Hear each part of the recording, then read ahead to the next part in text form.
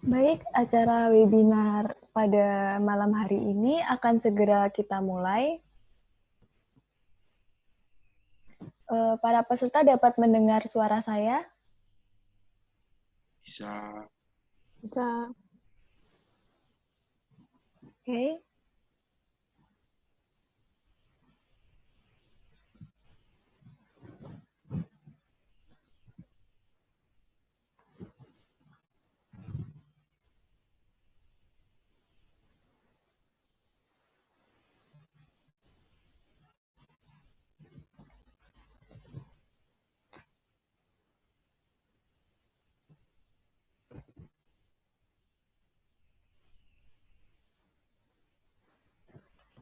Baik, Assalamualaikum warahmatullahi wabarakatuh. Waalaikumsalam warahmatullahi wabarakatuh. Bisa mendengar suara saya semuanya? Bisa. Oke. Selamat malam. Yang terhormat Bapak Dr. Humam Santosa Utomo, SOS KKN tematik COVID-19 T7210B UPN Veteran Yogyakarta, serta para peserta yang telah hadir. Puji syukur kita panjatkan kepada Tuhan Yang Maha Esa atas limpahan rahmat dan karunia-Nya kepada kita semua, sehingga kita dapat berkumpul via Zoom Meeting untuk melaksanakan webinar ekonomi dalam rangka pelaksanaan KKN tematik COVID-19 Angkatan 72 yang diselenggarakan oleh kelompok T7210B. Dengan dilaksanakannya kegiatan ini, diharapkan nantinya kita semua mampu beradaptasi dalam membuka peluang bisnis baru dengan keadaan new normal dan tetap mematuhi protokol kesehatan yang dianjurkan oleh pemerintah dalam usaha ataupun bisnisnya. Terima kasih kepada Dr. Humam Santosa Utomo, SOS MAB yang telah bersedia menyempatkan waktu untuk berbagi pengetahuannya kepada kita semua, sehingga kita semua dapat termotivasi untuk dapat mengambil peluang yang ada pada saat new normal ini. Tidak lupa kami ucapkan terima kasih pula kepada seluruh peserta yang telah menyempatkan waktu pada malam hari ini untuk mengikuti rangkaian webinar mengenai merintis bisnis di masa kritis, tetap optimis hari ini.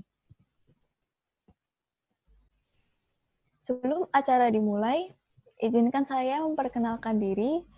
Saya Aulia Safira Solihin, salah satu mahasiswa manajemen UPN Veteran Yogyakarta, sekaligus anggota kelompok KKN tematik COVID-19 T7210B, yang akan berperan sebagai MC dan moderator yang akan memandu jalannya acara pada hari ini. Sebelum kita mulai acara kita pada hari ini, ada baiknya kita berdoa terlebih dahulu. Berdoa menurut kepercayaan masing-masing, berdoa dipersilahkan.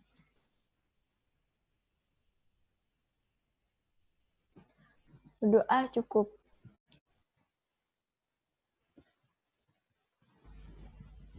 Selanjutnya, izinkan saya membacakan rundown acara webinar kita pada hari ini. Yang pertama yaitu pembukaan, lalu yang kedua materi tentang ekonomi, lalu yang ketiga sesi tanya-jawab, lalu yang keempat konklusi dan diakhiri dengan penutup. Selanjutnya, saya akan membacakan prosedur pelaksanaan webinar pada kali ini yang wajib dipatuhi oleh para peserta. Yang pertama, mematikan mikrofon pada saat sesi penyampaian materi oleh pembicara.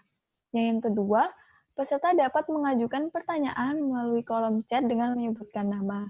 Yang ketiga, bagi peserta yang mengajukan pertanyaan, nantinya akan diperbolehkan untuk menyampaikan pertanyaan setelah mendapat persetujuan moderator. Peserta yang bertanya pada sesi tanya-jawab dengan menyalakan suara dan wajib menyebutkan nama dengan format saya, lalu nama, ingin bertanya, lalu pertanyaan pada forum.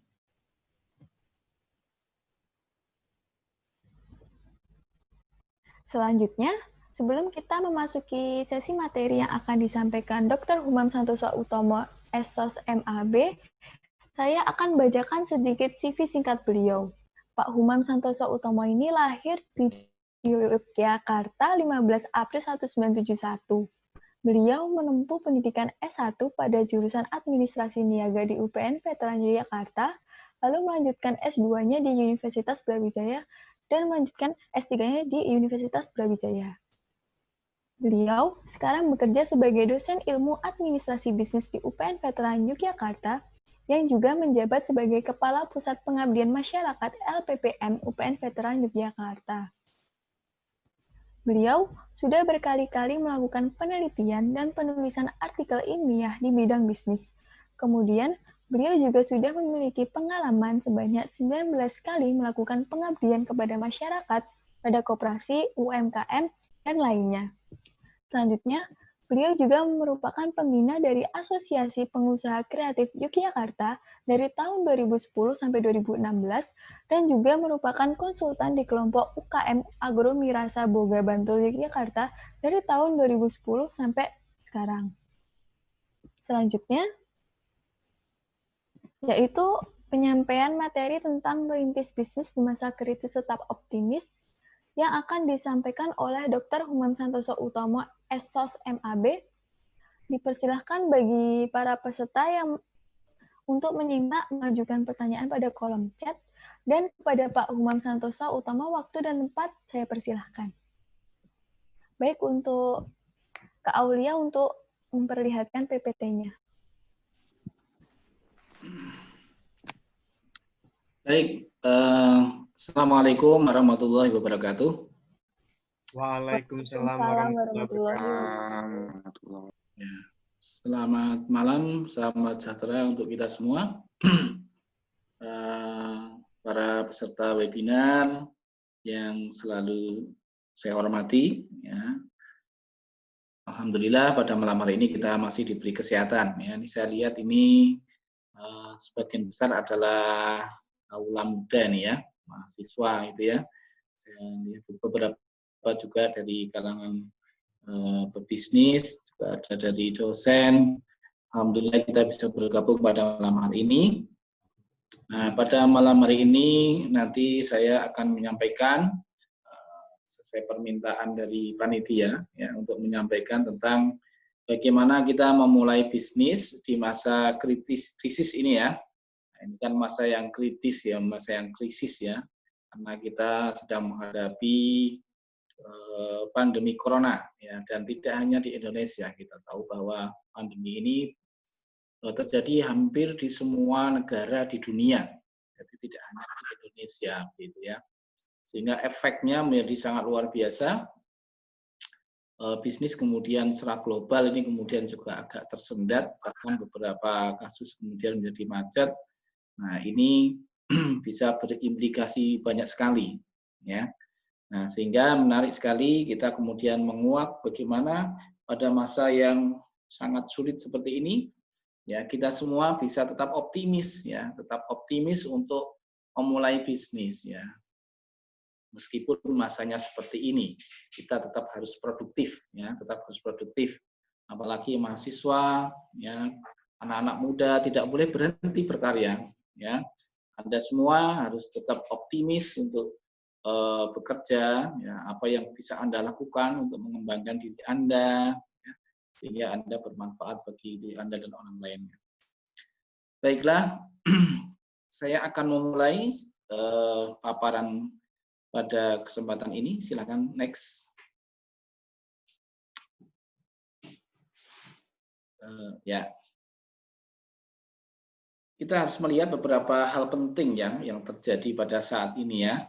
Pada kondisi ini kan tidak normal, tidak seperti yang terjadi sebelum-sebelumnya. Meskipun pernah kita juga mengalami krisis moneter yang terjadi sekitar tahun 1997, 1998 dan beberapa tahun kemudian ya, cuma penyebabnya yang berbeda dan efek yang ditimbulkan pun juga berbeda gitu ya.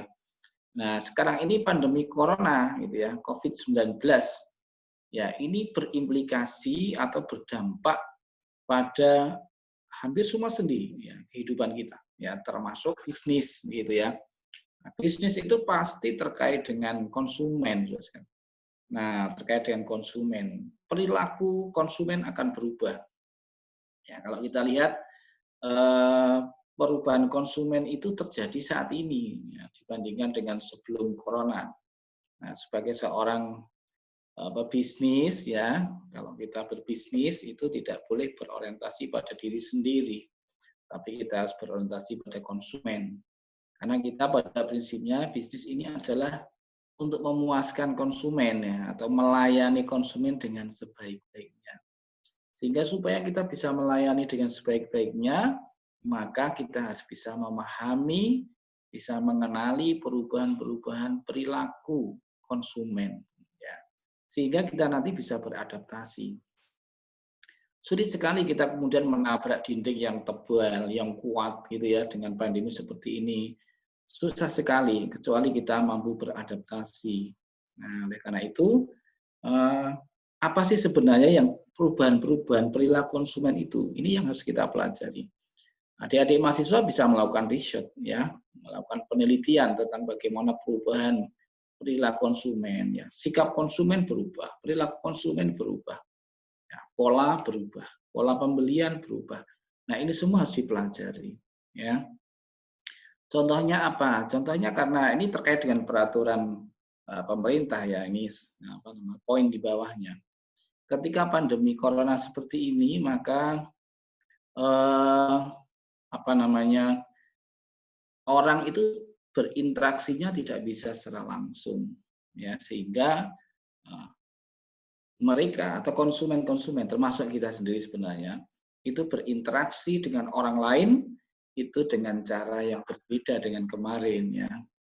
Nah, kalau kemarin itu kita membeli di supermarket ya, itu dengan santai ya, bahkan kita ke sana itu seperti orang yang sedang piknik ya, ke mall itu piknik dan seterusnya. Tapi pada saat ini justru sebaliknya. Ya.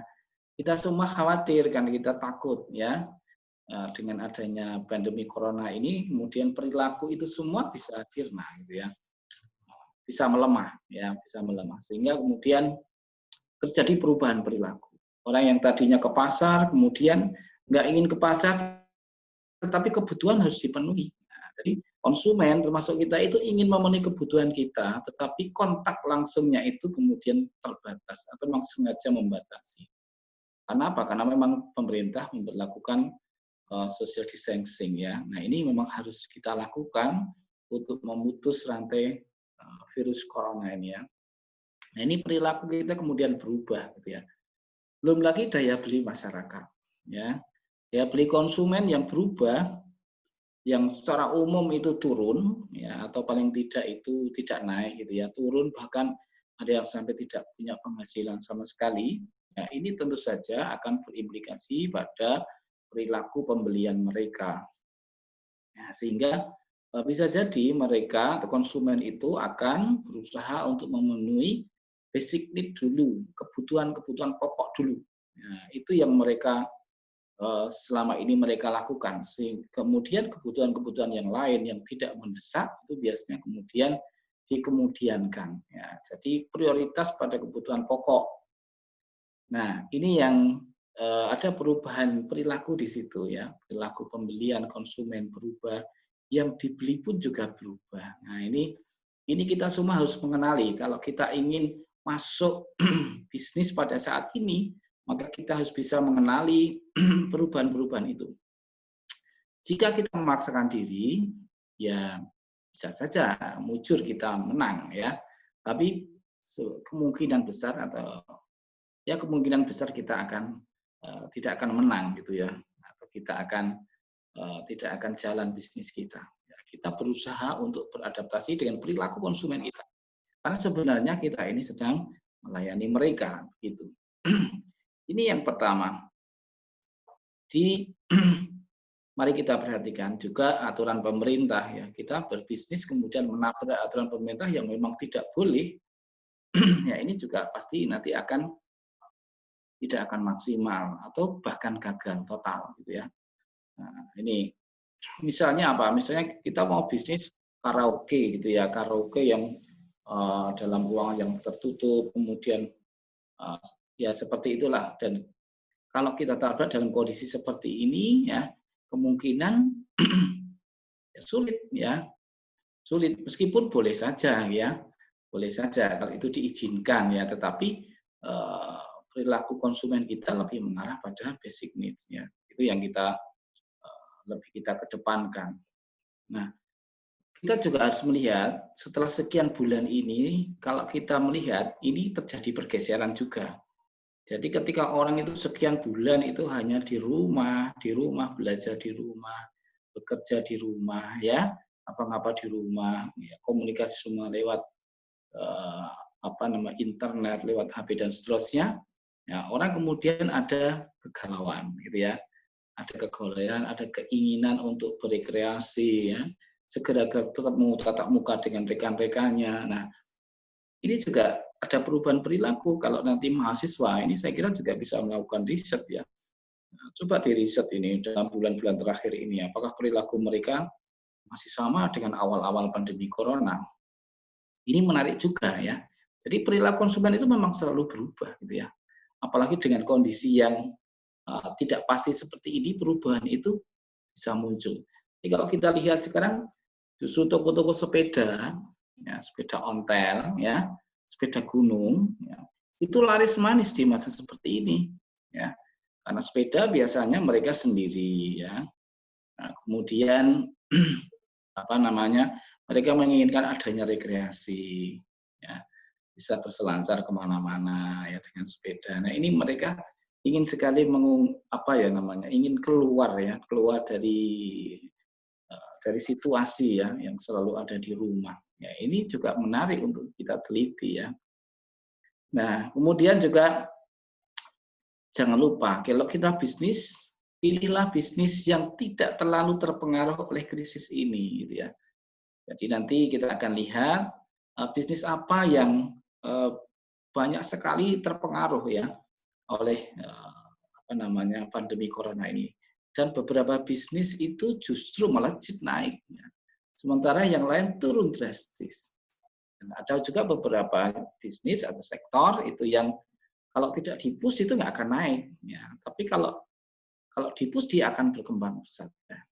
Nah ini beberapa hal nanti juga kita akan sampaikan bisnis apa sih sebenarnya yang masih bisa kita masuki pada era seperti ini. Ya. Semuanya kembali ke pilihan kita sebenarnya. Kalau kita mau nabrak ya silahkan. Ini bisnis ini sedang down ya, sedang turun. Ya, karena perilaku konsumen memang seperti itu. Kalau kita paksakan, ya secara matematis banyak gagalnya kan seperti itu ya. Sehingga kita perlu memilih bisnis itu yang akan kita masuki pada era ini itu secara bijak ya. Kemudian kita juga harus melakukan perencanaan yang matang ya. Bisnis itu nggak boleh asal-asalan gitu ya. Tetapi bisnis kita supaya sustain ya, supaya keberlanjutan dari bisnis itu nanti itu bisa terjaga ya, maka kita harus melakukan perencanaan yang matang ya. Semua hal harus kita rencanakan ya. Baik dari sisi marketingnya, baik dari sisi keuangannya ya, dari sumber daya manusianya, apalagi teknologinya. Ya, teknologi yang mendukung pada saat pandemi corona ini seperti apa? Itu yang kita perlukan. Perencanaan harus matang. Kalau perlu dibikin sebuah dokumen, ya bisnis plan silahkan. Kalau tidak bisa membuat itu masih ada di dalam ingatan kita, ya oke lah silahkan. Kalau tidak ada dokumen bisnisnya, tidak apa-apa. Anda bisa langsung jalan, tetapi semua harus terprogram, terencana dengan baik. Nah, jadi bisnis kita itu harus dilakukan sesuai kondisi saat ini. Ya, ini tidak bisa kita lakukan seperti kemarin-kemarin, ya. Sebelum pandemi corona ini tidak bisa, ya. Beberapa bisnis bisa, tapi banyak bisnis yang tidak bisa. Tergantung bisnis apa yang akan kita lakukan. Ini beberapa poin penting yang mengawali dari diskusi kita, ya. Saya berharap nanti kita lebih banyak berdiskusi. Ya, saya hanya memberikan pancingan-pancingan materi dan nanti silahkan Anda semua para peserta bisa kita diskusi bersama pada forum ini. Ya, silahkan next di slide berikutnya. Nah, ini adalah sektor yang justru akan tumbuh pesat dalam jangka pendek selama pandemi corona ini. Ya, ini informasi ini kita ambil dari Bu Menteri Keuangan. Ya, Bu Menteri Keuangan tentu saja sudah melakukan riset ya untuk bisa menyampaikan ke publik ya sektor-sektor apa saja justru akan pesat pada jangka pendek ini ya. Kita berharap sebenarnya pandemi corona ini jangkanya pendek saja, bukan jangka panjang. Artinya ya sesegera mungkin pandemi corona ini nanti bisa teratasi dengan baik, gitu, sehingga nanti akan menjadi normal kembali. Orang bisnis itu sebenarnya butuh juga kondisi yang normal. Kalau tidak normal itu memang kemudian nanti perubahannya sangat besar. Oke, jadi sektor yang justru akan tumbuh pesat ya, itu yang pertama ada tekstil ya, dan produk-produk tekstil ya, ada kain, ada baju, macam-macam ya. Ya, ini bisa tumbuh ya, meskipun ini bukan utama ya, bukan makanan sehari-hari yang harus kita makan, tetapi ini menjadi apa namanya akan tumbuh ya. Kenapa? Karena kalau tekstil ini bisa kita jual lewat online, begitu ya.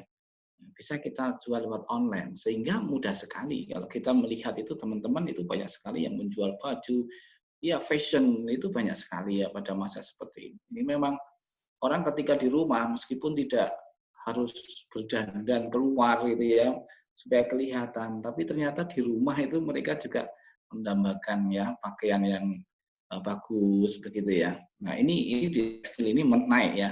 Ini prediksi sebenarnya dari Bu Menteri Keuangan ya. Kemudian yang kedua kimia, farmasi ya, obat-obatan, alat-alat kesehatan. Jadi pada saat pandemi corona seperti ini, kalau kita lihat ya orang itu kemudian sensitif ya terhadap kesehatan. Justru ini menjadi sebenarnya baik. Ya, sebenarnya baik. Jadi baru flu sedikit saja, belum sampai batuk itu baru gatal-gatal gitu sudah ke apotek beli obat ya, buru-buru minum obat ya, atau minum jamu kan gitu ya, herbal. Nah ini apa? Ini memang kemudian kesadaran masyarakat tentang menjaga kesehatan itu menjadi tumbuh pesat pada masa pandemi ini. Ini hal penting yang baik sebenarnya ya, yang baik. Nah akibatnya apa? Akibatnya kebutuhan tentang farmasi, alat-alat kesehatan itu meningkat ya. Kalau kita lihat sekarang masker itu kan laris sekali ya, masker meskipun sekarang sudah mulai agak menurun karena apa? Yang jual masker kemudian sudah banyak sekali kan itu ya. Nah, cuma mungkin inovasi dari masker yang perlu kita kita perhatikan kalau kita ingin berbisnis masuk di bidang itu gitu ya. Nah, banyak sekali sekarang itu ya. Jadi alat seperti hand sanitizer dan seterusnya dengan berbagai macam model gitu ya. Ada yang semprot, ada yang oles, ada macam-macam sekali. Nah, banyak sekali ini saya kira memang menarik ya untuk dijual atau dipasarkan pada masa-masa pandemi corona ini karena memang sebagian besar orang itu kemudian sensitif ya. Mereka takut ke rumah sakit, ke poliklinik, ya, ke dokter, khawatir bukan takut ya, khawatir nanti tertular di rumah sakit, ke poliklinik ya dan seterusnya. Sehingga ya sakit sedikit jangan sampai ke rumah sakit, sakit sedikit jangan sampai ke poliklinik ya. Tapi berusaha untuk mengobati sendiri dengan apa? Dengan membeli farmasi ini, obat-obatan ini. Nah, ini saya kira menjadi penting. Kemudian alat-alat kesehatan juga banyak ya. Alat pengecek suhu ya, ini juga laris sekali ya. Semua orang memerlukan itu. Kemudian juga produk makanan dan minuman ya. Kalau kita lihat ini makanan dan minuman ini banyak sekali juga sekarang justru malah inovasinya luar biasa. Karena orang itu ketika terdesak ya dengan kebutuhan, maka cenderung inovasinya akan muncul ya, the power of kepepet kan gitu ya. Jadi ketika orang itu kepepet ya, maka kemudian inovasi-inovasi itu akan muncul. Kalau kita lihat sekarang makanan banyak sekali ya. Yang jualan makanan tidak hanya produsen roti saja, tapi hampir semua ibu, bukan semua ya. Banyak ibu-ibu yang di rumah itu kemudian yang mencari YouTube ya, melihat YouTube, kemudian mempraktekkan, kemudian bahkan kemudian dijual gitu ya. Dijual, pre-order dan seterusnya. Nah, ini menarik ya. Artinya apa? Memang ini makanan dan minuman ini masih kita perlukan di era seperti ini ya. Nah, ini masih berpeluang ya, masih berpeluang. Termasuk juga minuman herbal ya, yang menghangatkan ya. Ini semua memang tumbuh ya di masa-masa seperti ini. Kemudian juga elektronik ya, elektronik ini HP ya itu tumbuh justru ya, terutama bagi yang punya uang ya, yang punya uang itu di rumah nggak ada TV kan bete ya, akhirnya kemudian membeli TV ya. Meskipun tidak membelinya langsung ke toko TV ya, tetapi lewat online. Nah, ini kan bisa dilakukan. Artinya ini juga naik gitu ya. Kemudian jasa telekomunikasi, jelas paketan data itu laris sekali ya. Laris sekali. Nah, ini karena apa? Karena memang kebutuhannya sekarang seperti itu. Adik-adik kita yang mulai dari TK ya, itu dari gurunya sudah ngasih tugas ya. Ngasih tugas sehingga mereka membutuhkan paketan data. TK, SD, SMP, SMA, kuliah semua membutuhkan itu untuk media, untuk alat komunikasi, untuk pembelajaran ya. Sehingga naiklah itu ya permintaan jasa telekomunikasi itu naik gitu ya, permintaan itu naik. Nah, kemudian logistik ya, jasa logistik ya, jasa pengiriman misalnya, pengiriman barang ya, itu naik ya. Jadi kalau kita lihat sekarang ini kan apalagi yang muda-muda ini sedikit-sedikit membelinya kan lewat online itu ya. Nah, online biasanya kerjasama dengan jasa distribusi ya. Ya ini menarik juga. Ya, jadi kalau misalnya adik-adik nanti kemudian ingin ya terjun ke sini, ya mahasiswa ini ya, atau siapa monggo ini yang kemudian mau membuka usaha di bidang jasa logistik silakan. Ya, ini biasanya bukan orang ya. Kalau orang ini agak menurun karena orang itu sensitif ketemu sama orang lain itu masih agak sensitif, apalagi yang belum mengenal ya, nggak ngerti ini status kesehatan seperti apa. Orang kemudian agak memang harus menjaga jarak gitu ya.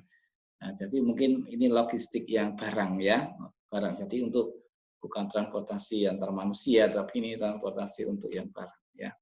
Ini juga berkembang pesat. Silahkan ya. Anda punya ide misalnya saya mau ini mengantarkan barang kebutuhan sehari-hari untuk ibu rumah tangga, silahkan di pre-order setiap hari. Pre-order, order terakhir jam 8 malam, kebutuhannya apa saja, untuk alamatnya mana, namanya siapa, ya, sayuran apa yang dibutuhkan, ya nanti di packing yang bagus. Malamnya kita sudah kerjasama dengan penjual, misalnya begitu, paginya diantar. Ya, sudah ada margin di situ. Nah, seperti ini, karena orang sekarang cenderung ingin berada di rumah, gitu. Berada di rumah, tapi barang itu datang, ya, sehingga jasa logistik ini kemudian naik. Ya macam-macam sekarang ini ya. Ya. Oke, ini adalah sektor yang justru tumbuh. Kalau kita lihat memang betul ya, sektor ini tumbuh ya. Kalau yang tekstil dan produk tekstil ini mungkin yang tidak terlalu, saya melihatnya tidak terlalu besar. Tapi kalau yang lain ini memang signifikan. Kalau saya memang belum ada penelitian ke arah sana. Tapi kalau kita lihat dalam keseharian kita memang ini signifikan. Ya. Silakan lanjutkan next slide berikutnya. Iya, masih sama. Ini adalah yang disampaikan oleh Bu Menteri Keuangan, sektor yang paling terpukul atau paling tidak potensi menjadi loss ya, menjadi yang kalah ya akibat terjadinya pandemi virus corona ini. Yang pertama adalah pariwisata. Ya. Sektor pariwisata ini banyak sekali ya, tidak hanya destinasi wisatanya saja, tapi industri pariwisata ya, mulai dari hotelnya, restoran ya, agen pariwisata, tiketing ya, apalagi alat-alat transportasi wisata dan seterusnya ya. Kemudian juga makanan oleh-oleh ya, oleh-oleh wisata. Kemudian apalagi banyak hal ya, banyak hal yang terkait dengan industri pariwisata ini ya, sehingga apa? Sehga kalau kita lihat ya, bisnis di bidang ini menurun ya. Kenapa? Karena orang memang tidak suka kemudian ya, bukan tidak suka, sebenarnya suka ya, yang mengurungkan niatnya untuk piknik ya, begitu ya. Nah, ini tidak tidak menarik untuk saat ini ya, pada saat pandemi corona. Tapi dengan new normal mungkin nanti dengan protokol kesehatan tertentu, maka pariwisata kita bisa naik kembali ya. Yang kedua adalah konstruksi ya, di bidang konstruksi, bangunan ya, developer ini cenderung memang agak menurun ya, karena orang cenderung mengeluarkan untuk barang-barang kebutuhan sehari-hari yang lebih penting begitu ya. Jadi yang tidak terlalu penting untuk ini tidak tidak ya, diurungkan dulu sementara waktu. Nah ini ya sekalian, jadi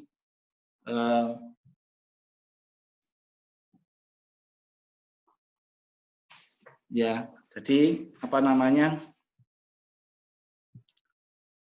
bentar. Untuk konstruksi ya, konstruksi ini memang jadi agak menurun ya. Mungkin memang kalau kita lihat tidak terlalu menarik ya. Kemudian yang ketiga ada transportasi ya, transportasi darat, laut dan udara. Jadi jelas kalau itu ya. Kalau kita lihat ya untuk naik pesawat saja sekarang hanya berapa flight sehari ya, kita lihat itu memang sangat terbatas ya, karena penyebaran virus di situ. Kemudian pertambangan juga begitu ya. Pertambangan, sektor keuangan ya, kemudian otomotif ya. Otomotif yang jual beli motor ini sedang down ya. Kecuali kalau sepeda tadi ya, sepeda ondel malah naik gitu ya. Sepeda ondel naik karena perilaku orang kemudian ingin yang penting-penting dulu yang didahulukan gitu ya. Oke, ini adalah sektor yang terpukul. Jadi kalau teman-teman ingin mulai bisnis ya jangan yang terkait ini dulu ya. Kalau pengen yang ini mungkin diurungkan dulu lah gitu ya. Nanti menunggu sampai agak normal ya, agak normal. Karena kita topik kita tentang ini bukan mempertahankan bisnis yang sudah ada, tapi memasuki bisnis yang baru ya. Oke, lanjutkan Mbak. Silahkan next. Sektor yang masih berpeluang menjadi pemenang ya, tapi harus segera bertransformasi, menyesuaikan keadaan. Ya, ini ya sektor pertanian. Ya, sektor pertanian ini petani-petani kita tetap mereka berproduksi, tetap menanam begitu ya. Menjualnya masih bisa ya, masih bisa ya. Hanya saja kemudian tidak bisa jangkauannya lebih luas ya, karena social distancing ini ya. Kita lihat. Sektor perikanan juga begitu ya, karena nggak bisa jual ke pasar. Bisa saja jual ke pasar, tetapi konsumen yang membeli ke pasar, maksud saya pasar tradisional ya, itu tidak banyak ya, tidak banyak. Sehingga apa? Sehingga petani, kemudian yang petani ikan itu kalau kita lihat sekarang trennya bisa menjual sendiri-sendiri gitu ya, langsung menjual kepada konsumen akhir gitu ya, bisa lewat media WA ke tetangga-tetangganya dan seterusnya. Jadi memang di era seperti ini lebih sempit ya, lebih sempit karena less contact ya, jadi kontaknya itu terbatas ya, maka kemudian menjualnya lebih di sekitarnya ya, lebih di sekitarnya. Itu seperti itu. Kemudian usaha mikro, kecil dan menengah ya. UMKM itu juga mengalami hal yang cukup berat ya dalam kondisi seperti ini. Apalagi UMKM yang melayani bidang-bidang tadi yang kita sampaikan ya, yang memang sedang melemah. Ya misalnya UMKM yang menjual produk, ya, memproduksi produk dan produknya itu dititipkan di toko-toko oleh-oleh misalnya, yang melayani wisatawan, itu juga ikut down gitu ya, ikut down. Kebetulan saya juga sering bersama-sama dengan pengusaha kecil ya di Bantul ya, itu Amboi Agromira Buga Bantul Yogyakarta ya. Itu teman-teman itu beberapa itu mengalami kesulitan ketika pandemi ini, terutama di awal-awal pandemi ya. Tetapi setelah beberapa bulan kemudian kita diskusi ya, kemudian kita coba bersama-sama ya melakukan terobosan-terobosan ya, yang tadinya nggak bisa Instagram, kemudian bisa Instagram ya, yang tadinya itu harus menjual produknya ke pasar tradisional ya, ke toko-toko, sementara toko-toko sepi semua. Nah, kita ajari dengan Instagram, dengan bagaimana menjual lewat sosial media yang lain ya. Akhirnya mereka bertransformasi ya. menyesuaikan diri dengan kondisi seperti ini. Dan alhamdulillah sekarang mulai naik lagi, ya, mulai naik lagi dengan seperti itu yang dilakukan oleh teman-teman UKM, ya, UMKM. Mereka lebih fighter, ya, lebih fighter.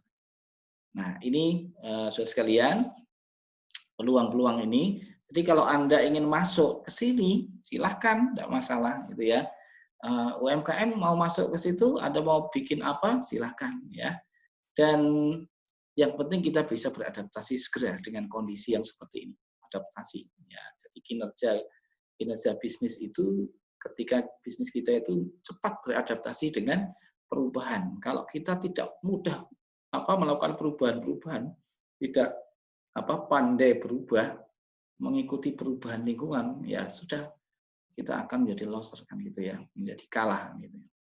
Nah, saudara sekalian, kemudian juga ketika kita memilih bisnis itu sebenarnya tidak harus menjadi produsen. Bisnis itu kan bisa menjadi produsen ya. Nah, di samping itu kita bisa menjadi suppliernya subprodusen, suppliernya ya. Kemudian bisa juga kita menjadi distributornya. Anda mau milih kemana? Kita mau milih kemana ketika kita mau mulai buka bisnis itu ya? Apakah kita menjadi produsen ya, atau suppliernya, supplier dari produsen, atau kita menjadi distributor? Nah, banyak yang bisa kita lakukan. Nggak selalu bisnis itu kemudian menjadi distributor. Tidak selalu Anda kemudian kita membuka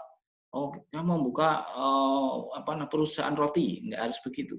Anda bisa saja menjadi suppliernya, ya, supplier perusahaan roti. Yang dibutuhkan roti itu apa saja sih, bahan-bahannya, alat-alatnya. Nah, Anda siapkan itu. Ya, kalau membuka itu kemudian harus punya ruko, lah berarti ongkos, apalagi harus seperti ini, kondisi seperti ini. Silakan Anda bisa membuat virtual, ya, toko virtual, ya. Tidak perlu ada alamatnya, tetapi Anda punya semuanya. Ya, yang dibutuhkan oleh produsen apa, Anda punya semuanya. Nah, bisa seperti itu. Bisa juga Anda tidak menjadi supplier, tidak menjadi produsen, tetapi bisa juga menjadi distributor. Nah, bisa menjadi distributor. Silahkan Anda mengambil barang dari produsen, Anda jual kembali dengan profit margin tertentu, dengan perjanjian tertentu dengan produsen, Anda yang menjualkan, Anda menjadi agen penjualan. Silakan. Nah, justru risikonya Anda bisa manage ya gitu ya. Supplier, produsen ya, atau menjadi distributor, risikonya di mana? Ya, justru itu Anda bisa memanage risiko dengan baik. Ya, ketika Anda modalnya tidak banyak, mana yang Anda masuki? Apakah Anda berani menjadi seorang produsen, sementara modalnya tidak banyak? Baru mau lulus, baru KKN gitu ya. Baru KKN nggak punya modal, mau bikin pabrik roti gitu ya. Nah, belum alatnya, nanti total ternyata 30 juta gitu ya. Dari mana duitnya, apalagi dalam kondisi seperti ini. Nah, Anda bisa, ya teman-teman ini terutama yang mahasiswa, Anda bisa menjadi suppliernya, Anda bisa juga menjadi agen penjualannya, silakan. Cari yang risikonya kecil dan menguntungkan, gitu ya. Nah, sekalian.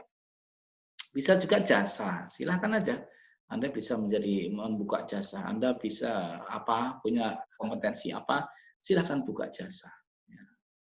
Nah, jasa biasanya tidak terlalu banyak modalnya. Yang dibutuhkan adalah skill. Ya, jadi Anda perlu mengasah skill Anda. Nah, Anda bisa kemudian buka bisnis ya di bidang jasa ya. Apa saja ya, misalnya Anda pintar bahasa Inggris sejak kecil sudah belajar bahasa Inggris, sekarang sudah expert bahasa Inggris, silakan buka kursusan bahasa Inggris virtual ya. Kenapa tidak ya. Nah, justru dalam kondisi seperti ini banyak peluang ya, banyak peluang, tinggal kita bagaimana kita beradaptasi dengan situasi yang seperti ini. Baik, next selanjutnya.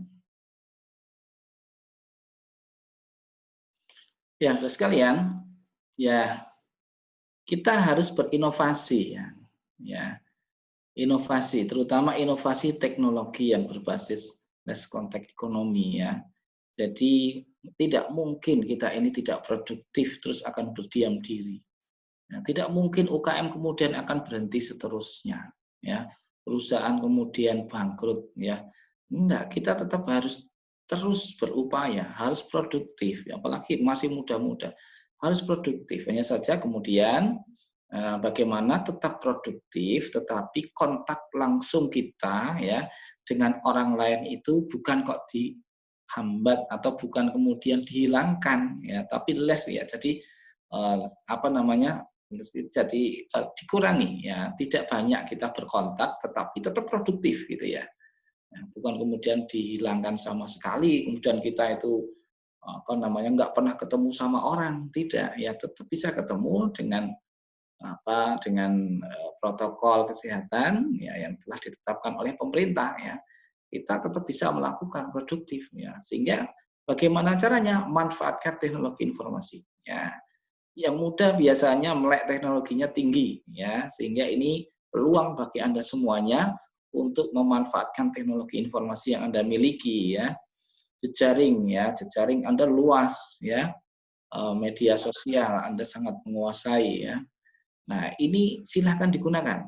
Jadi kalau Anda itu setiap bulan misalnya ya, kita sudah membeli paketan data unlimited umpamanya 70.000 setiap bulan. Dipakai nggak dipakai ya tetap kita keluar dana segitu kan. Nah, kenapa tidak kita gunakan? Ya, kenapa kita tidak manfaatkan paketan data yang kita miliki yang unlimited tadi itu untuk membuka jaringan usaha, jaringan bisnis, ya, menjualkan produk-produk dan kita akan mendapatkan keuntungan dari situ. Ya. Nah, kemudian juga jangan lupa kita punya database, ya, kalau di industri 4.0 ya, itu kan database itu penting ya, jadi database itu penting. Nah, oleh karena itu Anda tentu saja harus mengelola ya bisnis ini yang berbasis IT, yang berbasis teknologi sosial media. Ya, Anda harus memiliki data-data yang lengkap ya, bagaimana Anda akan berinteraksi ya dengan konsumen Anda, dengan pelanggan kita. Kalau database kita itu tidak punya gitu. Nah, sehingga apa? Perlu sekali itu. Ya. Juga di dalam pemasaran kita juga tentu saja harus beradaptasi dengan digital marketing. Ya. Kalau pemasaran yang konvensional, ya, saya kira masih bisa, tetapi sangat terbatas, ya, sangat terbatas. Sehingga justru yang menarik, yang relevan ya pada kondisi seperti ini ada digital marketing. Saya kira demikian. Selanjutnya, silahkan. Ya, next. Oke. Nah, kemudian bagaimana ya? Bagaimana sebenarnya kalau kita mau mulai usaha? Kalau kita sudah nawaitu ya, kita sudah bersepakat dengan diri kita sendiri ya, berkomitmen dengan kita sendiri bahwa kita mau membuka bisnis ya, meskipun di era seperti ini. Sebelum lulus atau menjelang lulus saya pokoknya juga mau mulai merintis bisnis meskipun kondisi seperti ini. Silakan. Ya, ini peluangnya banyak ya. Peluang banyak. Memang hambatan itu ada, tapi peluang itu juga tidak sedikit ya, apalagi bagi anak-anak muda. Ya, ini peluangnya banyak sekali. Anda tidak Anda melek sekali terhadap teknologi, sosial media, temannya banyak dan seterusnya. Ini peluang bagi Anda semuanya. Nah, kemudian bagaimana ya hal ini memulai usaha itu? Yang pertama Anda harus punya nama gitu ya, nama usaha Anda. Kalau Anda bisnis tidak punya nama, nanti ibarat orang itu belum dikasih nama gitu ya. Ditanya orang juga bingung. Kalau kita punya nama ya, punya nama perusahaan kita atau mungkin nama produk kita ya. Nah, itu nanti akan lebih mendalam gitu. Anda lebih mendalami. Anda lebih ingin mempertahankan brand Anda itu ya. Ya, brand Anda itu Anda pertaruhkan ya. Anda akan perjuangkan. Nah, sehingga perlu branding di sana. Harus membuat logo yang menarik ya. Gambarnya atau bagaimana ya, sesuaikan dengan keinginan dari konsumen kita. Sehingga logo kita menarik, namanya juga menarik. Silakan kalau ini adalah masing-masing ya, silakan. Kemudian memilih tempat usaha. Kalau dalam kondisi normal memang dibutuhkan tempat usaha yang jelas ya. Tapi dalam kondisi sekarang ini ya, saya kira tidak perlu Anda kemudian membeli ruko dulu kan ya. Saya mau membeli ruko atau menyewa ruko, nanti dulu lah ya.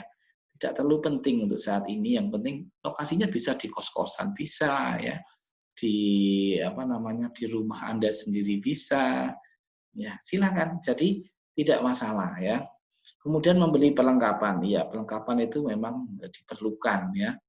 Silahkan memberi perlengkapan yang kalau ini merintis bisnis, apalagi bagi mahasiswa dengan keterbatasan dana yang dimiliki, ya perlengkapan tidak harus membeli sebenarnya, bisa pinjam, bisa sewa, ya.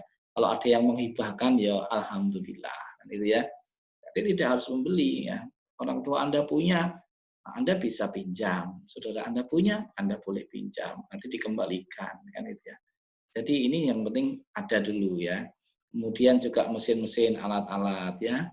Nah, kalau Anda pasti bahwa yakin bahwa itu nanti akan maju ya, dan alat mesin itu memang Anda perlukan itu ya, vital bagi perusahaan Anda, usaha Anda, ya memang harus membeli ya, harus pengadaan dipenuhi.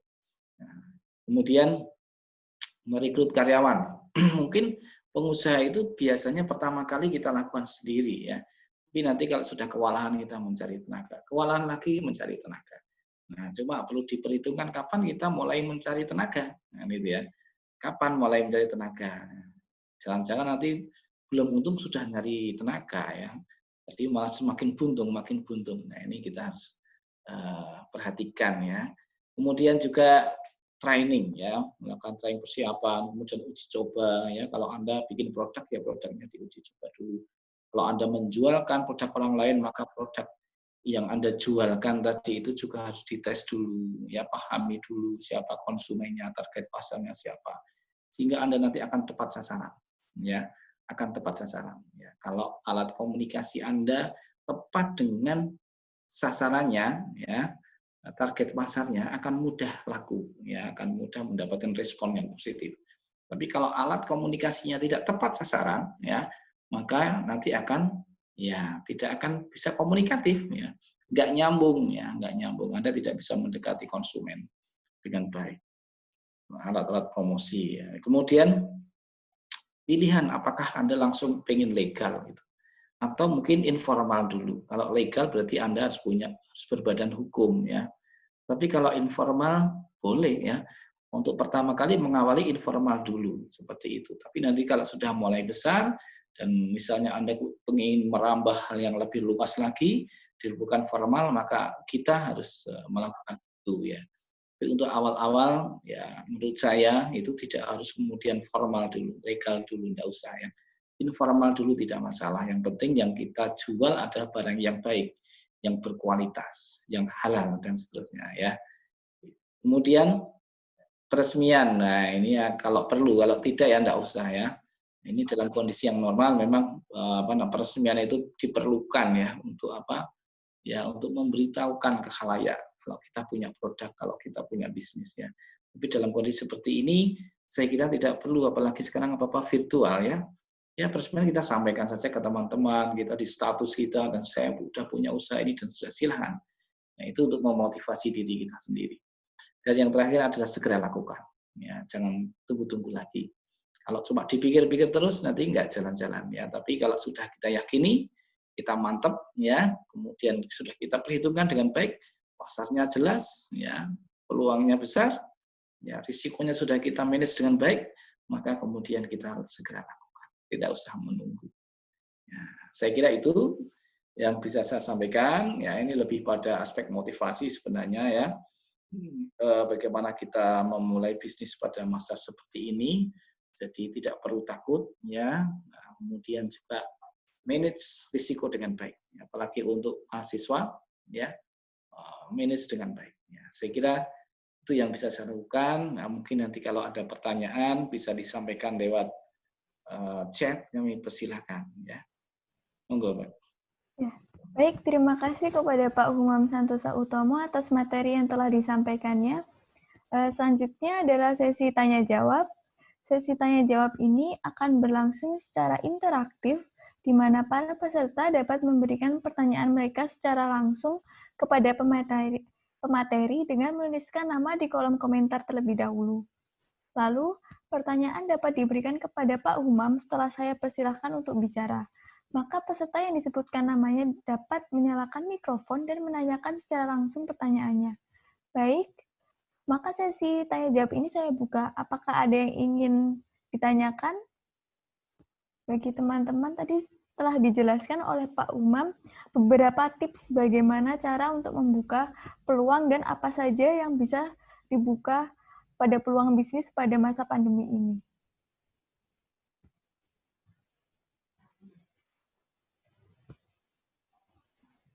Baik, Fadli Giwangkara ingin mempertanyakan apa? Silahkan untuk mengajukan pertanyaan kepada Pak Humam Santosa Utomo. Silahkan menyalakan mikrofonnya. Baik, selamat malam Pak Umam. Saya Fadil Giwangkara ingin bertanya. Ya, Saya akan membuka suatu bisnis. Lebih baik saya menggunakan sistem pre-order atau sistem menggunakan stok. Lalu apa kelebihan dari masing-masing dan kekurangan dari masing-masing sistem tersebut? Ya. Oke, Mas Fadil ya. Rencana mau buka bisnis apa, Mas Fadil ya? Saya mau buka bisnis ini sih Pak. Aparel kayak kaos dan segala macam gitu. Ya. Oke, jadi begini, itu kan sebenarnya menyangkut dengan risiko ya. Kita termasuk memanage risiko ya, memanage risiko. Jadi kalau kita seperti pre-order, yaitu orang kan order dulu baru kita bikin ya.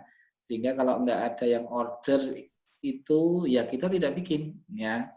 Kelebihannya adalah kita bisa memanage risiko. Artinya risiko itu bisa 0% ya.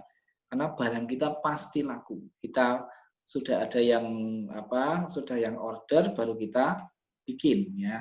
Asal bikinnya nggak salah ya, nggak gagal produk gitu ya, sesuai dengan kualifikasi produk kita ya. Kita kemudian sampaikan ya, bayarnya terserah bisa di muka atau di belakang ya. Nah, ini memungkinkan bagi para pemula ya, bagi para pemula yang modalnya belum banyak ya dan menginginkan risikonya itu lebih kecil ya. Ini bisa kita lakukan ya, dan sekarang banyak sekali yang melakukan itu. Kelemahannya juga ada. Nah, jadi kelemahannya apa? Kelemahannya barang kita tidak selalu ready stock kan itu ya. Nah, kalau customize itu memang wajar. Misalnya saya pengen dibikinkan t-shirt ya, kaos itu yang ada fotonya saya, misalnya gitu ya, di saku atau di belakang, apa ada namanya saya. Itu kan nggak bisa nggak bisa ini ya massal, ya produksi massal ya. Jadi itu satu-satu kita bikin kan. Nah itu menarik ya Mas ya, menarik. Ya, jadi yang punya kaos juga senang, merasa bahwa kaosnya itu sedunia itu nggak ada yang seperti punya saya. Ya. Dan bagi kita itu bagi produsen itu diuntungkan karena risikonya kecil. Ya. Apalagi kalau bayar dulu Mas ya. Kalau bayar dulu seperti orang jualan roti misalnya, roti untuk hantaran ya. Itu kan orang itu bayar dulu di muka. Jadi sehari sebelumnya itu sudah bayar lunas dulu ya, paling tidak ya 70% itu sudah membayar dulu ya. Nanti pas ngambil itu melunasi atau bahkan di depan sudah dibayar full, nanti barang kemudian diantar. Itu seolah-olah kita itu dimodali. Ya, dimodali. Jadi bisnis yang dimodali oleh konsumen gitu ya, dimodali oleh konsumen. Nah, ini jadi plus minusnya di situ. Tapi kalau barang kita selalu ready stock, Mas ya, itu ya kita harus siap menanggung risikonya. Ya, selalu menanggung risikonya. Nah, biasanya harganya akan sedikit lebih mahal ya dibandingkan yang pre-order. Lebih mahal Karena apa? Karena kita menanggung risiko. Ya, menanggung risiko. Ada juga yang kemudian hanya memproduksi beberapa buah saja. Seperti kaos misalnya ya. Kaos ini kita hanya bikin limited edition ya, hanya 10 kaos saja. Ya. Jadi ready-nya cuma 10 ya. Setelah itu nanti kita bikin model yang lain. Cuma 10 begitu. Itu juga menarik juga ya kan. Nanti setiap hari kita bisa list itu. Ini tinggal 2, ini sudah mau habis, dan seterusnya. Itu juga menarik Mas ya. Jadi mau silakan. Tapi kalau menurut saya itu adalah pilihan ya. Dan semuanya ada plus minusnya tergantung dari bisa jadi dari modal. Ya, modalnya Mas Fadil ya. Seberapa besar modalnya Mas Fadil. Yang kedua juga ketenaran. Ya, ketenaran ya. Kalau bisnisnya Mas Fadil sudah tenar, ya sudah tenar, itu brand-nya sudah kuat, itu biasanya banyak dicari, ya, sehingga tidak perlu pre-order ya, banyak dicari. Jadi bikin pasti lakunya, ya pasti lakunya. Tapi kalau belum, baru memulai, saya kira menurut saya lebih baik pre-order ya. Siapa yang mau pesan di list dulu, nanti sampai dengan sekian gitu, teman-temannya, ayo saya mau bikin kaos dengan desain seperti ini ya. Siapa yang mau pesan, nah, di list sampai dengan tanggal berapa gitu, kemudian kita produksi. Jadi sudah pasti pembelinya. Begitu Mas Fadil ya. Baik, terima kasih Pak. Ya. Saya doakan besok kalau sudah normal punya ini Mas. Punya apa namanya? Ya sentro atau apalah gitu ya. Punya Amin, jualan yang cakep ya gitu ya. Tapi dalam kondisi seperti ini saya kira itu tidak terlalu tidak terlalu urgent ya, tidak terlalu urgent. Justru malah virtual. Virtual. Jadi Anda bisa di kos, bisa sambil jalan-jalan, sambil apapun aja bisa Anda lakukan gitu ya. Kalau sekarang justru seperti itu. Oke, Mas Fadil. Sukses buat Mas Fadil ya. Baik, terima kasih Pak. Ya. Yang selanjutnya masih ada yang ingin bertanya, ayo pada tanya. Tadi kan sudah dijelaskan oleh Pak Humam bahwasanya dalam membuka bisnis ini kan ada beberapa hal yang bisa dilakukan tuh, yaitu hal praktis dalam membuka usaha seperti dari namanya, membuat logo, memiliki tempat usaha, seperti itu. Ini yang lain ada yang ingin bertanya?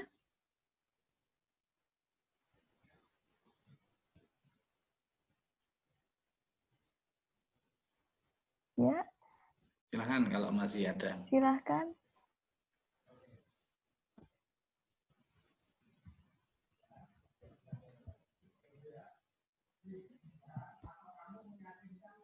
Gimana yang lain?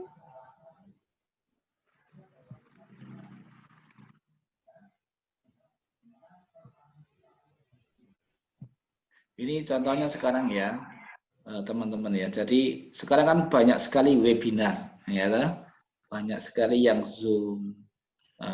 Ini kan sebenarnya perlu IO ya, IO yang profesional, nah, ya, yang profesional. Tampilannya menarik ya, kemudian nanti ya kelihatan profesional sekali, gitu. Komunikatif, ya interaktif.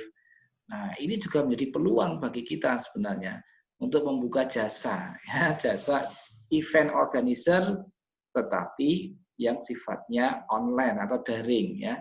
Ini menarik juga, ya. Ini peluang. Ya. Sekarang tidak banyak loh, ya. Tidak banyak yang bisa, ya, yang bisa seperti menyelenggarakan webinar seperti ini yang profesional. Itu tidak banyak, ya. Sehingga menjadi peluang terutama bagi teman-teman yang muda-muda ini. Jasa. Kalau ada lagi. Iya, bagi masih. Ini ada Tala Nugra ini, silakan. Iya. Tala Anugrah silahkan menyalakan mikrofonnya dan menanyakan langsung kepada pembicara. Tes. Assalamualaikum. Apa sudah jelas suara saya? Sudah. Sudah. Ya, sebelumnya terima kasih sudah diizinkan untuk bertanya. Sebelumnya saya Tala Nugra Muaram dari mahasiswa UPN jurusan EP angkatan 18. Sepertinya ini bukan pertanyaan, melainkan ini seperti ada di pikiran saya terkait dengan topik webinar ini, merintis bisnis di masa krisis tetap optimis. Seperti dari pernyataan Bapak sebelumnya, di masa kritis seperti ini untuk melakukan bisnis yang paling mudah adalah kita tidak perlu menjadi produsen. Bisa saja kita menjadi pemasok bahan baku distributor atau menjual kembali produk yang kita beli dari produsen tersebut kepada orang lain atau istilahnya reseller. Gagasan ini sebenarnya sudah diinisiasi oleh banyak orang, apalagi di kala pandemi seperti ini berkembangnya itu setahu saya signifikan. Dari salah satu kemajuan teknologi adalah munculnya aplikasi sampingan, yang salah satu sektornya adalah reseller. Nah, yang saya mau tanyakan ini, bagaimana jika semua orang itu melakukan reseller terhadap suatu atau seorang produsen, yang sehingga produk yang sebelumnya sekian menjadi berkali-kali lipat lebih mahal. Seperti misalnya seperti membeli rumah. Ketika rumah tersebut dijual oleh banyak pialang atau banyak maklar, maka untuk mencapai suatu konsumen yang ingin membeli rumah tersebut melalui beberapa pialang tersebut, maka harga rumah tersebut akan menjadi mahal karena banyak biaya tambahan untuk keuntungan maklar-maklar yang menjual rumah tersebut. Nah, istilah tadi kan kurang lebih sama seperti reseller. Yang mau saya tanyakan itu ya seperti itu. Apa yang terjadi? Misalnya, maaf, saya gugup. Ya, santai aja Mas. Santai ya. Masih sorry kok ini. Istilahnya itu karena kan dalam suatu negara tuh yang paling penting kan banyaknya suatu produksi yang dihasilkan atau banyaknya output yang dihasilkan negara tersebut, bukan banyaknya jumlah uang yang beredar. Jika semua orang, misalnya kebanyakan orang yang ingin merintis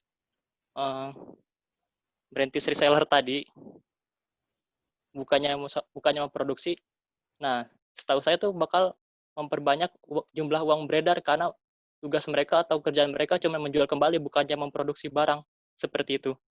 Apakah jelas pertanyaan saya? Oke, ya. Ya, itu yang ada di pikiran saya. Terima kasih sebelumnya. Wassalamualaikum warahmatullahi wabarakatuh. Waalaikumsalam warahmatullahi wabarakatuh. Oke, langsung Mbak Alia ya.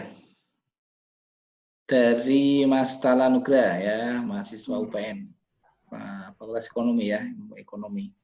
Baik Mas, jadi itu tadi adalah pilihan saya sampaikan. Ya. Jadi bukan kemudian jadi produsen itu tidak baik di masa seperti ini, ya, tetapi itu adalah pilihan. Ketika kita ingin memasuki dunia bisnis, menjadi pengusaha, gitu ya, kita bisa menjadi produsen.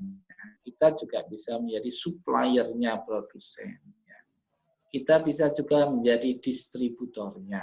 Distributor itu bisa bentuknya seperti retailer, ya, seperti toko itu juga bisa, ya. Kemudian juga kalau dalam kondisi seperti ini tadi Anda sampaikan reseller, ya. Reseller itu orang yang memproduksi barang X misalnya, ya, kemudian dijual oleh seseorang, dijual lagi oleh orang lain dan seterusnya, ya. Jadi bertingkat-tingkat, ya. Memang dalam teori distribusi itu bisa bertingkat-tingkat, ya, ada distributor, ya, di bawahnya ada wholesaler, ya, di bawahnya nanti kemudian ada agen, ya, kemudian bisa banyak sekali, ya, kemudian nanti ada retailer, ya. Retailer, toko-toko kecil, toko-toko kelontong itu jadi bertingkat-tingkat sebenarnya, ya. Nah, kalau dalam kondisi seperti ini memang kemudian bisa jadi harga sampai di konsumen akhir itu menjadi mahal, ya. Menjadi mahal. Kenapa? Karena berjenjang, bertingkat. Ini tadi ini jualkan ini, jualkan itu dan seterusnya. Tapi sebenarnya konsumen itu punya pilihan, ya, saya mau membeli yang siapa gitu, ya. Jadi kalau kita lihat itu misalnya di Lazada atau di online yang lain, ya, itu kan harganya itu berbeda-beda antara satu dengan yang lain. Konsumen punya pilihan, ini yang menawarkan si A ini kok harganya 40.000, sedangkan si B kok 42.000, ya. Yang ini kok 37.000, padahal barangnya sama. Ya pasti kita akan memilih yang lebih murah. Ya, jadi memang dari sisi efisiensi, bagi konsumen itu lebih diuntungkan ketika banyak yang menjual atau yang reseller gitu ya. Nah, kalau kita ingin bermain di situ, berarti supaya kita mendapatkan harga yang lebih murah ya dibandingkan reseller yang lain, kita harus punya koneksi kepada produsen, ya, koneksi langsung kepada produsen. Ya, kalau Anda punya sahabat, punya saudara yang memproduksi, ya, kita mau produksi belum punya dananya kok ya. Yang misalnya Anda sebagai mahasiswa ini dananya masih terbatas, ya saya tak menjualkan ya, barangnya bagus, dikemas dengan baik, kemudian Anda boleh saja menjualkan asal perjanjiannya jelas ya. Nah, tapi kalau Anda tadi kemudian menjualkan ke orang lain lagi, ya memang harganya nanti jatuhnya ke konsumen akan menjadi mahal. Itu pilihan dari konsumen akan membelinya kepada siapa. Ya. Saya punya pengalaman ini di desa Kemuning ya, di Jawa Tengah ya, di Karanganyar. Jadi ada seorang produsen ya, UKM ya, itu yang bekerja sama dengan reseller ya, bekerjasama dengan reseller. Tapi resellernya ini karena bertingkat-tingkat, harganya sampai di tingkat paling bawah ya, itu di Shopee saya tahu kemarin itu jatuhnya malah jadinya lebih mahal ya, dan mahalnya itu jadi terlalu banyak gitu, sehingga justru produk UKM itu menjadi tidak laku. Tidak laku. Kenapa? Karena harga sampai di paling bawah itu menjadi mahal sekali. Nah, ketika tidak laku, maka seorang produsen akan berpikir, nah kalau begitu saya sekarang juga ikut-ikutan aja, langsung masukkan di media online gitu ya, di toko online. Kemudian jika dia juga memasukkan ke situ. Di harga yang lebih murah, ya, konsumen akan melihat, ya, konsumen punya pilihan untuk memilih, seperti itu ya. Nah, jadi sebenarnya itu adalah pilihan, apa kita pengen jadi produsen, supplier atau distributor, silahkan. Ini kan rantai ya, rantai bisnis seperti itu ya. Sesuaikan dengan kondisi kita, dan saat ini kalau saat ini yang resikonya paling kecil saya kira adalah menjadi reseller ya. Itu Mas Tala ya. Apalagi tadi ya Mbak Aulia tadi yang belum ya. Tadi nanyanya gimana itu? Ya. Gimana Mas Tala? Sudah dijawab semua atau belum? Sudah jelas Pak. Terima kasih banyak atas jawabannya Pak Umam. Ya, selamat Pak. Bekerja keras Mas ya. Silakan dicoba saja menjadi reseller, itu risikonya hampir tidak ada kok ya. Anda punya saudara ini, saya punya saudara yang produksi keripik ya, gitu. Coba Anda desain dulu dengan baik kemasannya ya, kemudian Anda kan pinter ya, anak muda ini yang pinter, inovatif ya, kreatif gitu ya. Jadi nanti bisa didesain yang tadinya biasa sekali gitu, Anda desain yang bagus, kemudian Anda coba menjadi reseller. Silahkan, hampir tidak ada risikonya kecuali kalau tidak semangat itu. Pasti ya, insya Allah itu akan berhasil ya. Oh ya, siapa? Terima kasih. Ya. Baik, selanjutnya ada pertanyaan dari Sri Purwanti. Assalamualaikum, pertanyaannya yaitu apa yang harus dan tidak harus dilakukan pebisnis agar segera bisa bertransformasi di masa pandemi atau nanti pada masa new normal.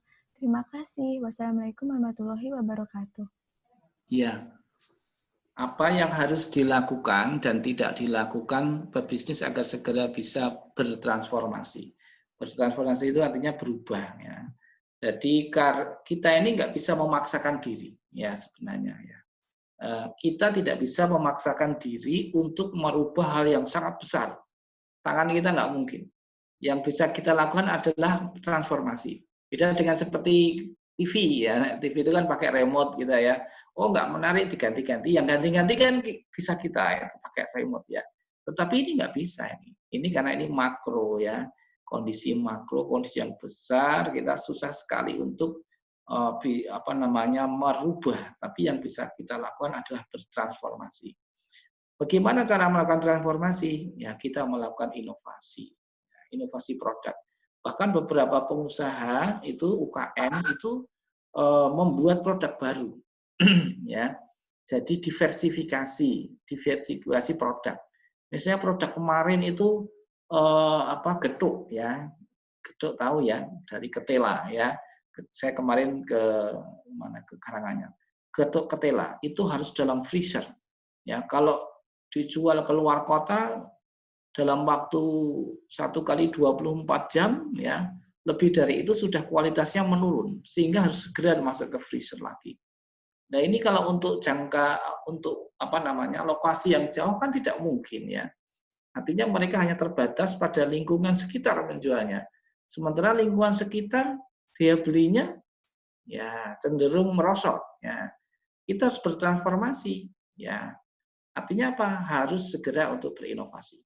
Yang tadi produk getuk tadi bulat-bulat tadi ya, itu basah, kemudian bagaimana dibikin itu menjadi produk makanan yang sifatnya kering. Ya, kering, ya. Bisa dijual sampai keluar kota bahkan, ya keluar kota. Bisa kita kirim keluar kota. Nah itu bisa, ya itu bentuk dari inovasi, ya, inovasi produk ya. Jadi bentuknya sama, bahannya sama, tapi prosesnya berbeda. Itu inovasi. Bisa juga kemudian bahannya sama, ya bahannya ketela, sama-sama ketela. Tapi nanti produknya bentuknya berubah, diubah. Yang tadinya bulat jadi kotak. Itu juga sudah inovasi. Ya, bahkan ke produk yang lain ya, itu yang agak mirip ya, jadi masih relevan ya, masih relevan. Jadi bahan bakunya itu masih sama, masih relevannya, dekat gitu ya, produknya itu dekat. Diversifikasinya masih dekat. Kalau yang diversifikasinya jauh, diversifikasi itu artinya menambah ya, menambah lagi macam-macam produk itu diversifikasi. Kalau diferensiasi itu membedakan produk kita dengan produk-produk pesaing kita. Ya, ini diversifikasi. Jadi kalau diversifikasi itu menambah produk-produk baru. Ya, kemarin di UKM di Bantul itu ada yang selama ini juga saya dampingi. Ya, itu tadinya itu menjual produk-produk yang dijual di toko-toko oleh-oleh. Ya, tetapi kemudian karena kondisinya kondisinya itu seperti ini, toko oleh-oleh pada tutup semuanya karena nggak ada wisatawan. Kemudian diversifikasi yang dilakukan apa? Yaitu dengan membuat makanan yang dibutuhkan oleh masyarakat sekitar. Ya, jadi kemudian ada ya inovasinya muncul banyak sekali gitu ya, berbasis ikan, berbasis sayuran, berbasis tahu, berbasis tempe, ada tahu isi ya. Macam-macam banyak sekali. Yang itu sekarang juga dibutuhkan. Karena tidak mungkin lagi masuk ke toko oleh-oleh. Nah, ini adalah bagaimana kita beradaptasi dengan lingkungan. Dan itu memang keputusan yang berat. Ya, keputusan yang berat. Tapi harus dilakukan secara cepat. Ya. Yang nggak boleh dilakukan apa? Yang nggak boleh dilakukan adalah transformasi yang justru kita masuk sesuatu yang bukan bidang kita itu agak berat ya. Misalnya biasanya itu jualan makanan ya, kemudian bisnis lain yang nggak ada relevansinya ya. Jualan apa ya, misalnya jualan baju misalnya ya. Kita tidak punya pengalaman ke sana. Sementara biasanya kita jualannya makanan, produksinya makanan. Kemudian produk tiba-tiba berubah ke produksi ke baju. Nah, ini cukup berisiko ya. Bukannya tidak mungkin ya, tetapi itu cukup berisiko. Ya, risikonya lebih besar. Tapi kalau peluangnya itu besar ya enggak masalah gitu ya. Jadi begitu ya. Tadi pertanyaan itu. Jadi mari kita intinya adalah inovasi ya, inovasi. Produk kita bukan harga mati ya. Besok kalau normal boleh kembali lagi ke situ. Kita produksi dengan skala besar. Tapi dalam kondisi seperti ini kita harus cepat mencari peluang-peluang baru. Diferensiasi produk diperlukan. Ya, menambah produk baru yang dibutuhkan, benar-benar dibutuhkan oleh konsumen. Kalau tidak, bahaya. Ya, justru kita semakin terpuruk kalau kita salah di dalam memilih produk. Jadi benar-benar yang dibutuhkan oleh masyarakat kita. Kalau perlu pre-order. Ya. Misalnya jualan jualan di Jogja ini ya, Jogja misalnya gudeg ya, gudeg kering misalnya atau gudeg basah ya. Ya, pre-order aja. Siapa yang delay, silakan siapa. Besok kita. Tergantung nanti kalau jasa ngantarnya bagaimana tergantung dari perjanjian. Saya kira demikian, Mbak. Baik. Bagaimana Mbak Sri Purjiwanti, sudah jelas atas jawabannya atau masih ada yang ingin dipertanyakan lagi? Nggak ada jawaban. Baik, saya lanjutkan kepada penanya peserta. Maritma Itswani Rahma, dipersilahkan untuk menyalakan mikrofonnya dan menanyakan langsung kepada pembicara. Ya, terima kasih atas kesempatan yang telah diberikan. Selamat malam, saya Maritma. Tadi saya ingin bertanya kepada Bapak Humam, tadi kan dijelaskan pada slide inovasi teknologi less contact ekonomi terdapat poin perlunya database. Nah, kalau menurut Bapak sendiri, bagaimana cara pengolahan database yang baik pada UMKM ataupun bisnis lainnya ya Pak? Apakah perlu aplikasi database khusus atau bagaimana? Terima kasih Pak. Ya. Baik, langsung saya jawab ya Mbak Unda ya. Ya. Dari Maritma ya. Ya. Database itu dibutuhkan untuk mengambil keputusan. Ya. Mengambil keputusan bisnis tentu saja membutuhkan data. Data harus tersaji secara cepat dan secara akurat ya, sesuai kebutuhan kita. Ya, kalau Anda menjadi seorang pengusaha, maka Anda ketika data itu Anda perlukan dan itu tersaji secara cepat dan akurat, ya, maka akan menyempatkan Anda memutuskan sesuatu. Nah, teknologi itu diperlukan untuk membantu kita, memudahkan kita, menyajikan data secara cepat dan akurat. Nah, sehingga diperlukan database yang baik. Contohnya database apa? Contohnya ada database tentang bisnis kita, internal perusahaan. Mulai dari karyawan kita, skill-nya apa, pendidikannya apa, dan seterusnya. Ya, kemudian juga alat-alat kita, bahan kita, ya, bahan baku, bahan pembantu, dan seterusnya. Itu semuanya harus terekap dengan baik, siap saji. Ya, siap saji. Kemudian juga data tentang supplier kita. Ya, kita harus punya data tentang supplier kita. Ya, di mana tempatnya, harganya berapa, spesifikasi produknya seperti apa, semuanya harus punya. Ya, sehingga ketika kita itu ada kebutuhan tentang misalnya tentang barang, ya, barang bahan pokok untuk produksi kita, sesegera mungkin kita bisa mengontak mereka. Ya, nah teknologi diperlukan ketika itu semua. Ya, kemudian juga kita tarik ke depan. Kita juga perlu database tentang pelanggan. Siapa pelanggan Anda? Maka kalau kita membeli, kadang-kadang kita diminta nomor telepon, kadang-kadang nomor email, ya. Itu dalam rangka untuk memasukkan database, ya.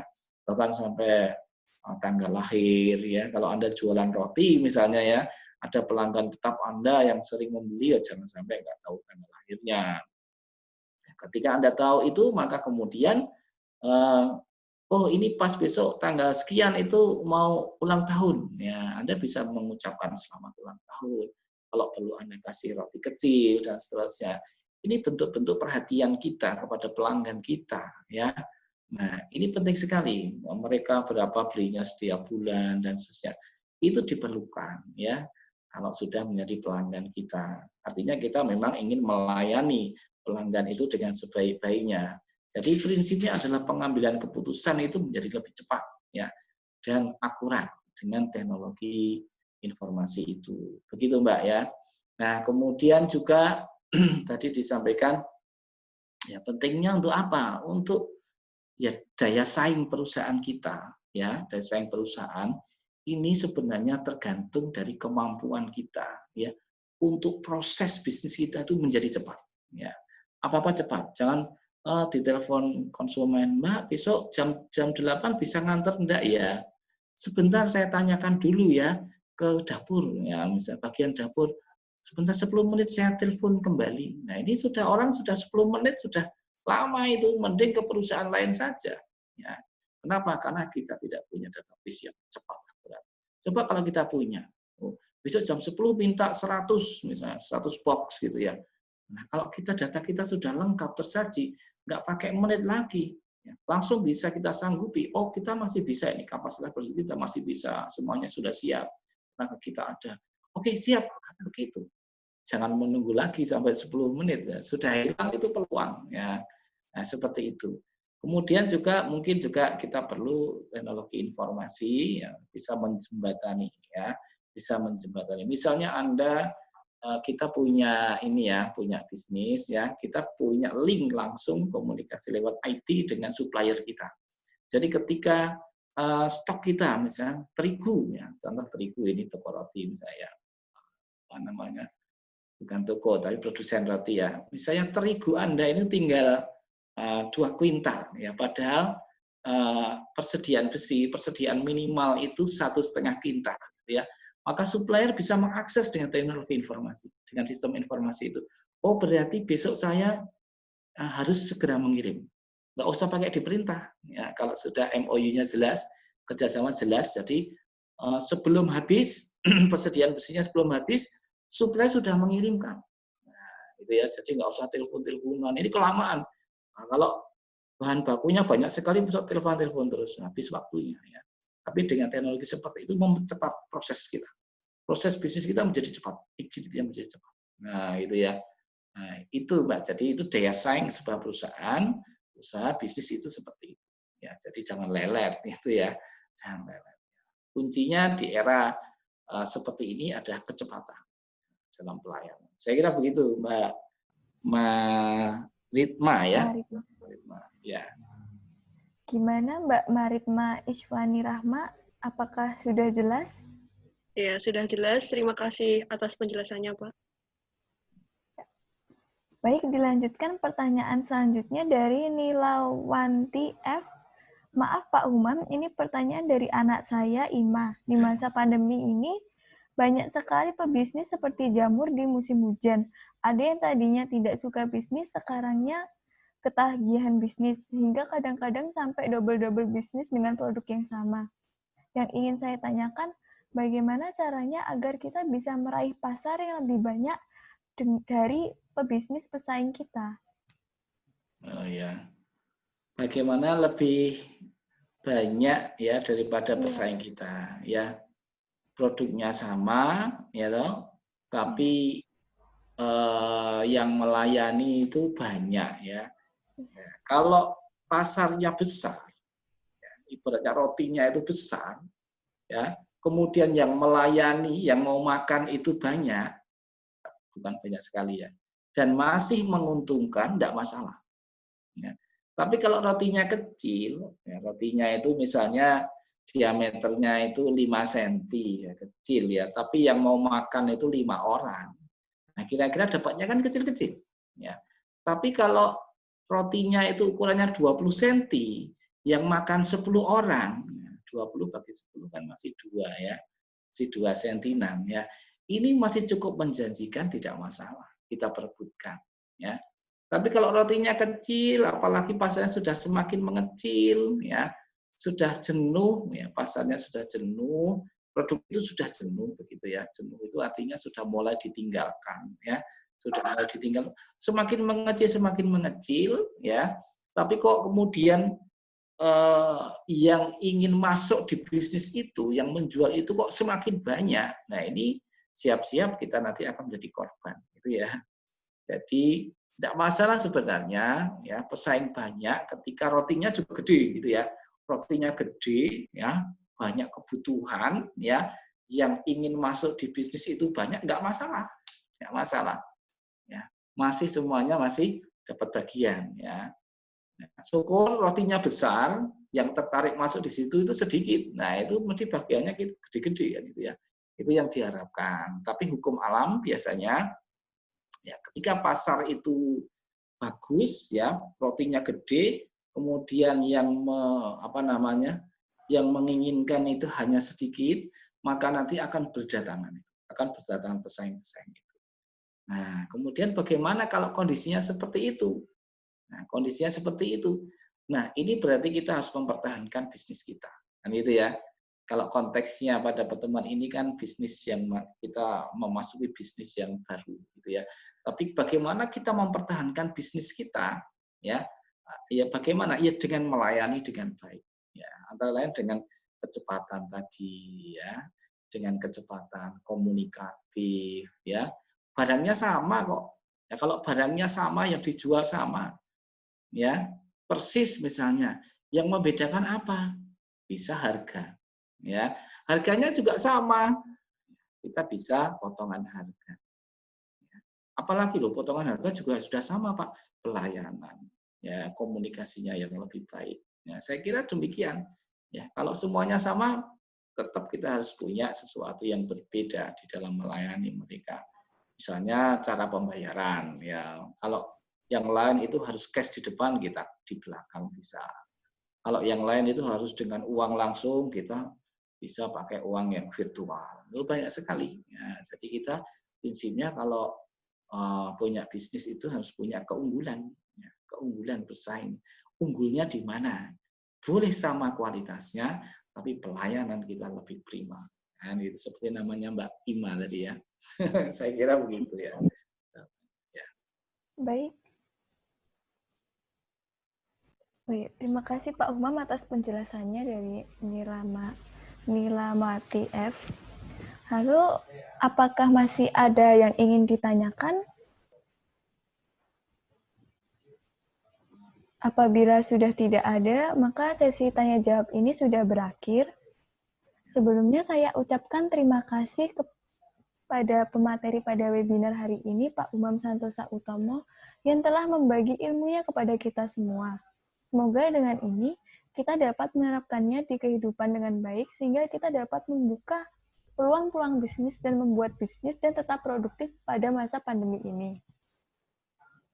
Izinkan saya untuk memberikan kesimpulan dari webinar ekonomi hari ini, bahwa pada masa pandemik yang akan beralih ke new normal ini, kita masih bisa optimis dalam memulai bisnis dengan melihat peluang-peluangnya, seperti yang telah disebutkan pada materi tadi, salah satunya seperti jenis usaha makanan dan minuman. Dan dalam memulai suatu bisnis harus dimulai dari niat, juga dapat memanfaatkan teknologi-teknologi seperti lewat media sosial dalam memulai usaha. Benar seperti itu, Pak Umam? Ya. Sebelum benar-benar menutup acara hari ini, kita akan adakan sesi dokumentasi. Harap seluruh peserta untuk menyalakan kamera agar dapat tertangkap layar semua. Tolong untuk seluruh peserta menyalakan kameranya sejenak untuk sesi dokumentasi pada acara webinar kali ini.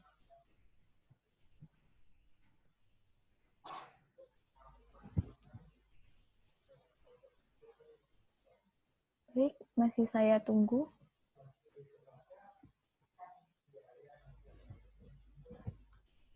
Baik, silahkan Saudari Zahra untuk menangkap layarnya.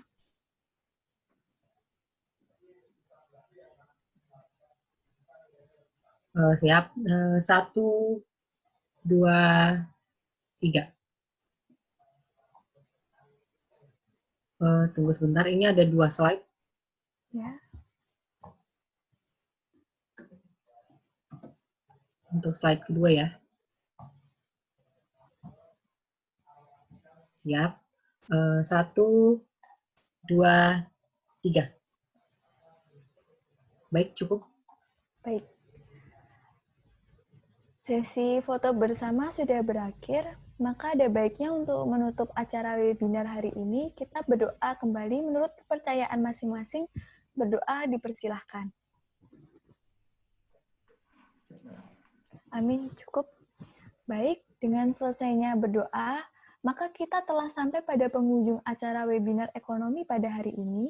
Sekali lagi saya berterima kasih kepada Pak Umam Santosa Utomo yang telah membagi ilmu kepada kita semua, dan terima kasih pula kepada seluruh peserta yang telah mengikuti jalannya acara dari awal hingga akhir dengan tertib. Semoga kita semua senantiasa diberi kesehatan hingga pandemi ini berakhir. Saya Aulia Safira Solihin selaku MC dan moderator mewakili seluruh rekan panitia pada acara hari ini. Memohon maaf sebesar-besarnya apabila ada kesalahan yang kurang berkenan. Sekian dari saya, semoga kita dapat dipertemukan di lain kali. Saya akhiri, wassalamualaikum warahmatullahi wabarakatuh. Selamat malam. Waalaikumsalam warahmatullahi wabarakatuh. Terima kasih ya Pak Umam Ya, atas sama-sama. materinya. Tetap semangat ya. Iya Pak, terima kasih. Ya. Baik, Saudara Aul silahkan untuk mematikan. Saya live.